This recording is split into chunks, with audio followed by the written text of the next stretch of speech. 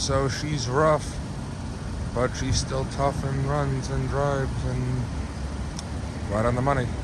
So we got ourselves an 85 Cutlass Supreme, which has seen better days. Got these ghetto rims. The paint is awful.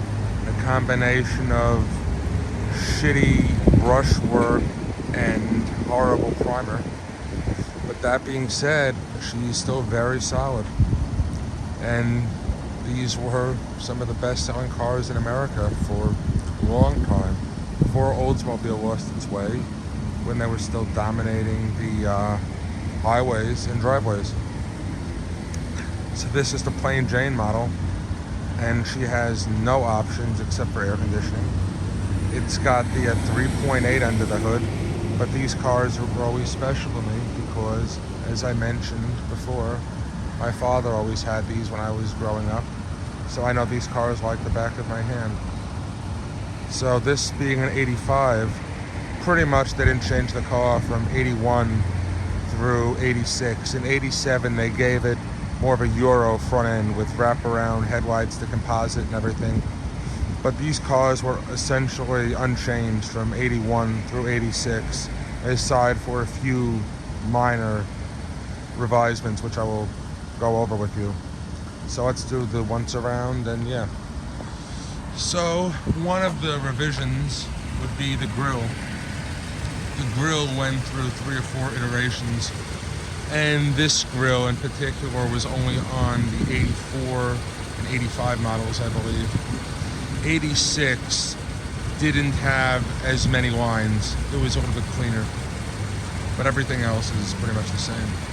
And the hood ornament was different, unlike an 81 and an 82. I think you had the rocket on those, so you can see the bumper is all rotted out. Pretty typical, unfortunately, on these 80s GMs. My Caddy has the same issue. And this is a body on frame. And another thing you can see is that the door was changed, so it's got one ghetto mirror, and the other mirror is the arrow.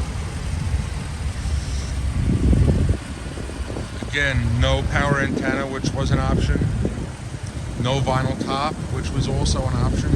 And a lot of these had the vinyl top. And the rear end was pretty much, unchanged throughout the duration of these, except for that emblem. The newer ones would say Cutlass or Brome, depending on the model, whereas this one just has the rocket. This back bumper isn't too bad, so let's check out the trunk. Wrong key.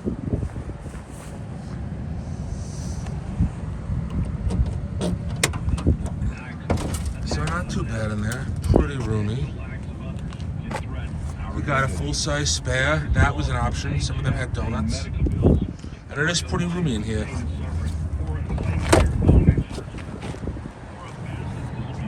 And as you can see, your shitty paintwork, and that's your option codes up there. But this has like no options at all.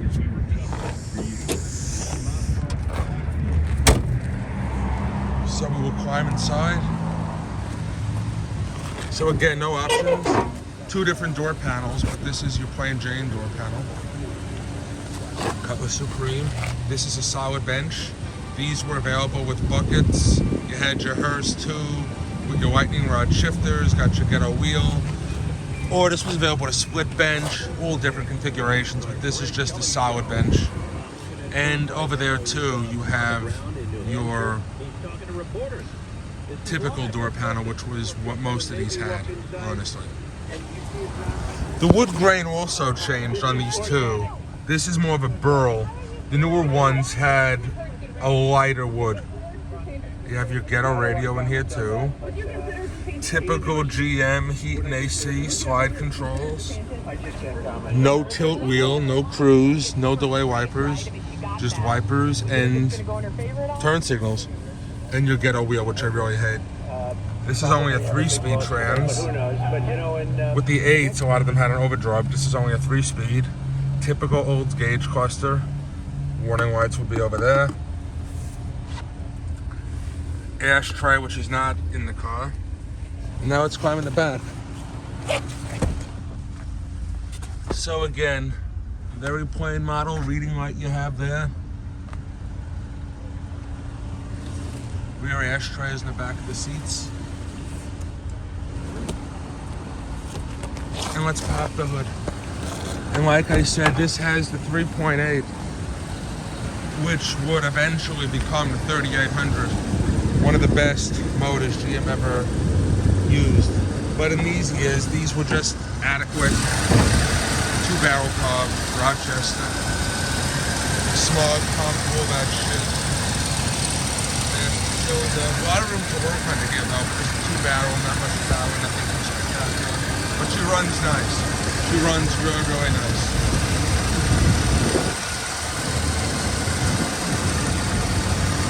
But I prefer these with your 307,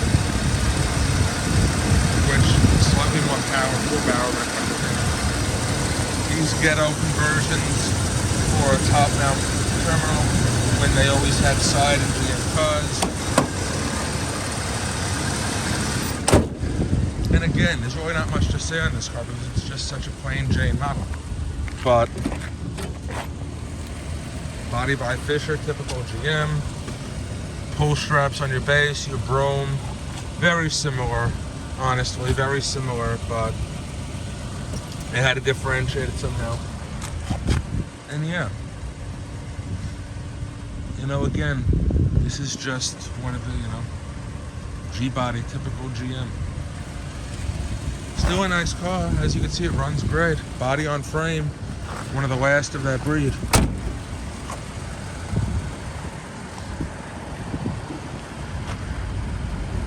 Because everyone else was switching. I mean, Ford still had their body on frame too, but that was only with their full size. Chrysler always had unibody. And after '88, these were, you know, c'est la vie. When GM started with the front-wheel drive W body. But these cars really are. You can do a lot with them. You can modify them, throw big blocks in there. They're fun cars.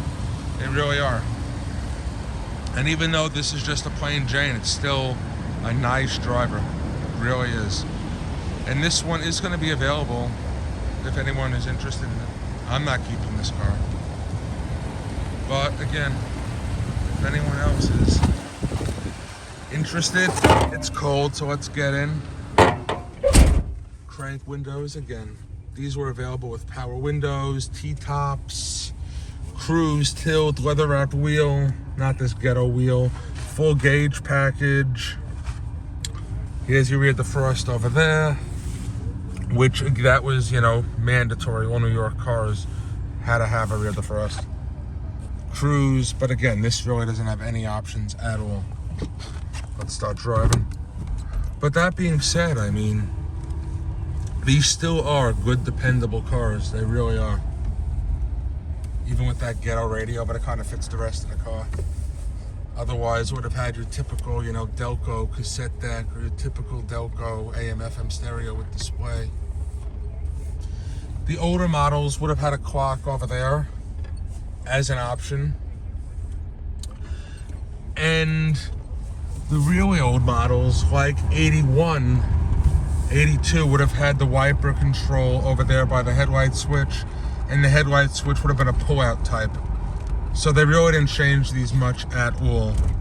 Very, very subtle changes, but these cars still were very popular throughout their duration. And there's really not much else to say. The seats are very comfortable, even though it's a base model. Whereas in a new car, you could spend, you know, 60 grand and the seats feel like cardboard. But here in your base model, your seats are still very comfortable. And your door was replaced. That's why I have two different door panels. Ironically, they're both base door panels, just from different eras. This is more 85, 86, and this is more like, you know, 83, 84, that kind of a thing. And again, this car is available. If anyone wants it, you can do a lot of mods to it. And look how nice it drives. You barely have to touch the wheel. It just floats down the road. It really does. And I love these cars. They're very sentimental to me.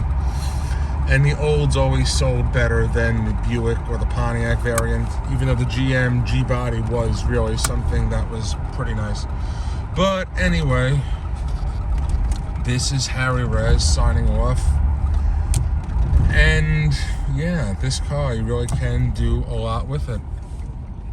A lot of mods, and a lot of people do. And even though it's not a 442, and it's not a Hearst, not even a Calais with your T-tops and buckets, it's still a really nice driver. And with a little paint, this car would look, you know, night and day. Anyway, this is Harry Rez signing off.